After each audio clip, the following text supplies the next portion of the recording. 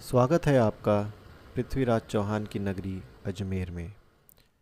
आज मैं निकल चला हूँ उस पावन धाम के सफ़र पे जहाँ स्वयं ब्रह्मा जी निवास करते हैं।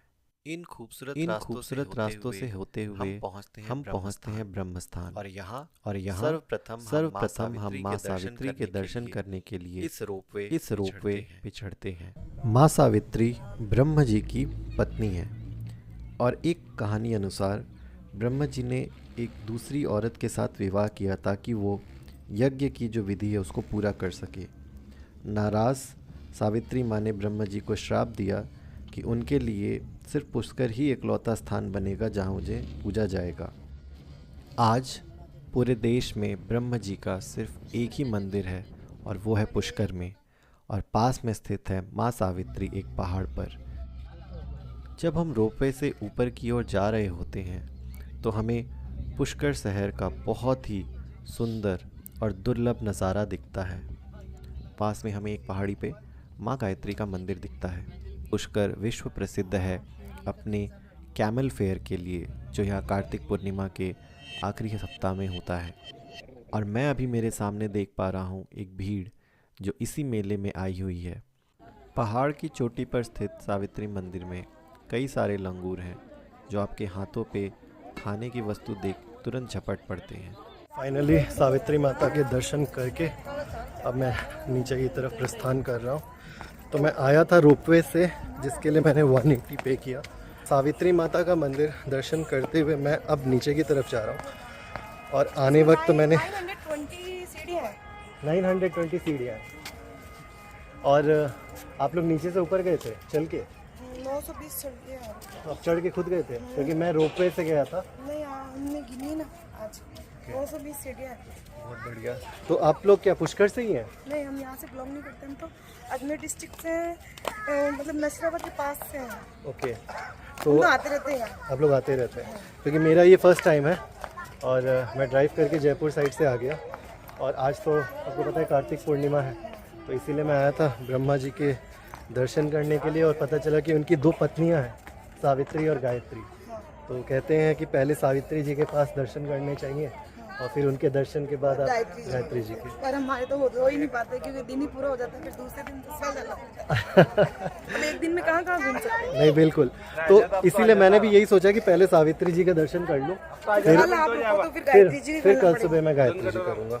और अभी मैं जा रहा हूँ ब्रह्मा घाट पे, पुष्कर घाट पे जाके आरती देखूंगा। अभी ना मंगला आरती भी होगी। मंगला आरती होगी 6:15 में।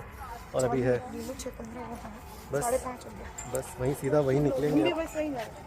तो जैसा कि आपको अब पता चल ही गया होगा इस जगह के बारे में और इस जगह की जो स्पेशलिटी है, यहाँ बंदर बहुत सारे हैं, इसलिए थोड़ा सा केयरफुल रहना पड़ेगा कि आप अपने हाथ में कोई भी ऐसी चीज़ ना रखें जो बंदरों को अपनी तरफ आकर्षित करे। तो मैं यहाँ पे कैमरा बंद करूँगा और यहाँ से हम सीधा घाट पे स्विच ऑन करेंगे।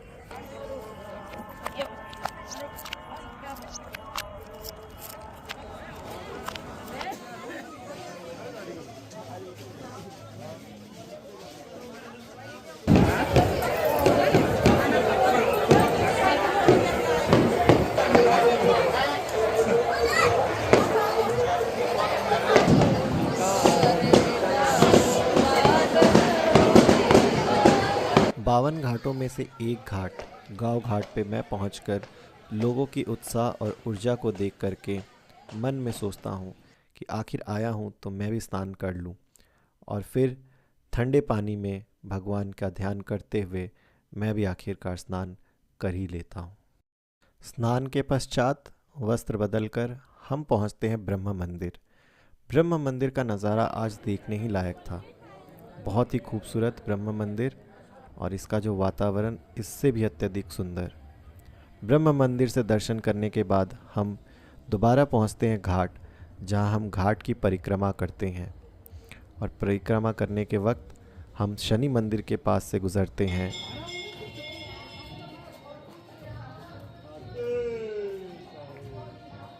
जहां पुरुष शनिदेव की पूजा में विलीन रहते हैं। वहीं अगले रोज हम देखते हैं कि औरतें वट वृक्ष और पीपल वृक्ष की पूजा में लगी हुई हैं। चारों तरफ एक बहुत ही दिव्य माहौल सा बना हुआ है। और घाटों पर प्रथा अनुसार साधु भिक्षाम लेने के लिए उपस्थित हैं।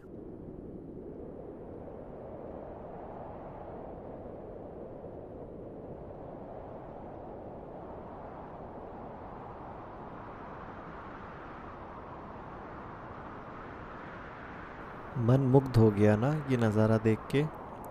सोचिए दर्पण हो ऐसा तो सच होगा कैसा।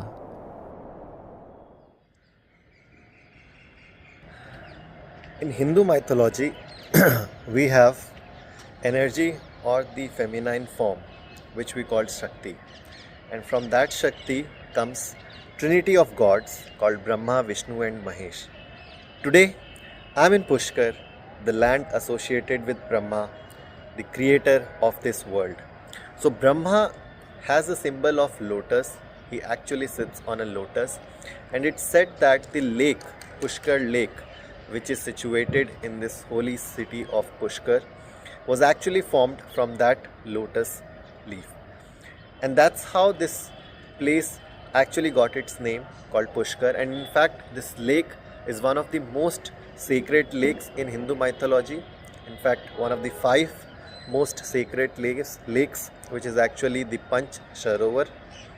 So Brahma had actually 2 wives, Savitri and Gayatri.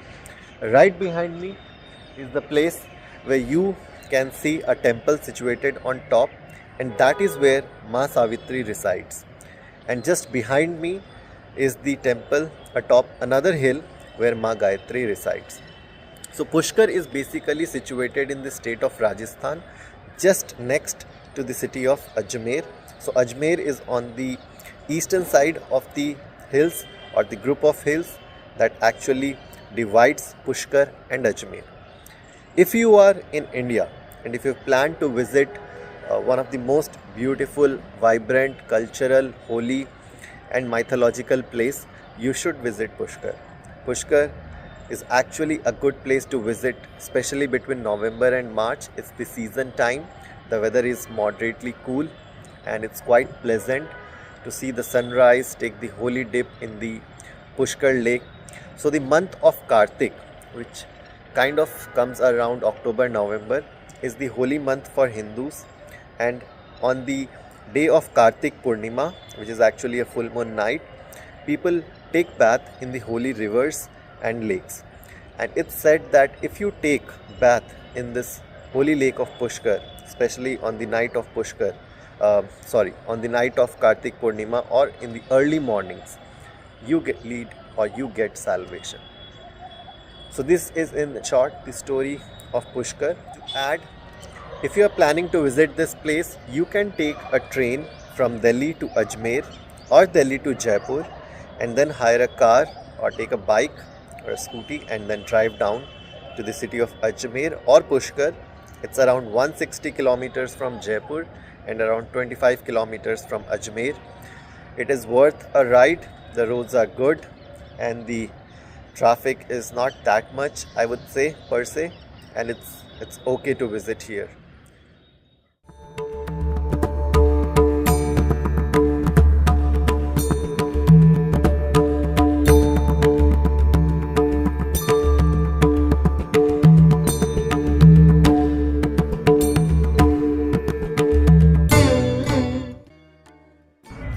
उस प्राण स्वरूप, दुखनाशक, सुख स्वरूप, श्रेष्ठ, तेजस्वी, पापनाशक, देवस्वरूप परमात्मा को हम अंतरात्मा में धारण करें। वह परमात्मा हमारी बुद्धि को सन्मार्ग की ओर प्रेरित करे। ओम भूर्भुवः स्वः तत्सवितुर्वरेण्यं भर्गो देवस्य धीमहि धियो यो नः प्रचोदयात्। अभी मैं माँ गायत्री के मंदिर में हूँ। ये मंदिर माँ सावित्री के मंदिर के सामने पश्चिम की दिशा में पड़ता है, और यहाँ से ब्रह्म मंदिर भी मुझे दिख रहा है। तो माँ गायत्री इसी स्थान पर निवास करती हैं और यहीं माँ गायत्री का पूजन भी होता है। तो जब भी श्रद्धालु पुष्कर आते हैं तो वो माँ सावित्री के मंदिर जाते हैं पहले, और उसके बाद माँ गायत्री के दर्शन करते हैं। इनके दर्शन करने से ब्रह्मा जी के दर्शन पूरे होते हैं।